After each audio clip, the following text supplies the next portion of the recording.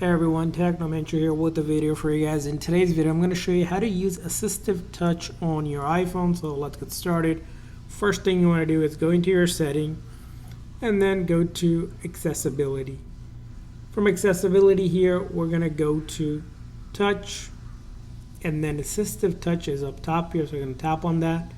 And then here on, we can go ahead and turn on Assistive Touch, which is basically an on-screen virtual home button.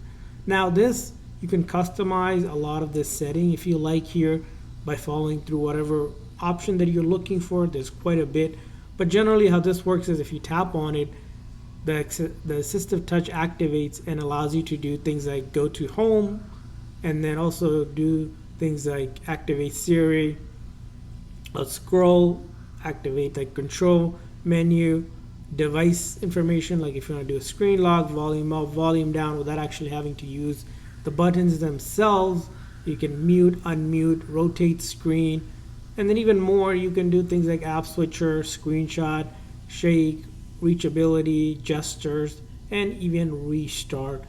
All of this are possible with this Assistive Touch without having to interact with the buttons or doing extra step with just simple click of a button, which makes things a little bit easier if you wanted to make it just easier to navigate your phone. Sometimes you may want to consider that, especially if you're used to the home button. It's a good way to kind of mimic that on the display. But if you ever want to turn this off, you can always turn it off again.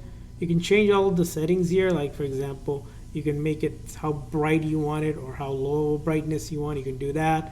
You can do like what a double tap would do, or like a double tap, single tap, a long press would do for each. Right now it's selected to none. Those are options available. So whatever suits it, but this is how you can turn it on and use it. And I hope this video was helpful, so please consider a like and subscribe button for more tips and tricks. We'll see you guys next time.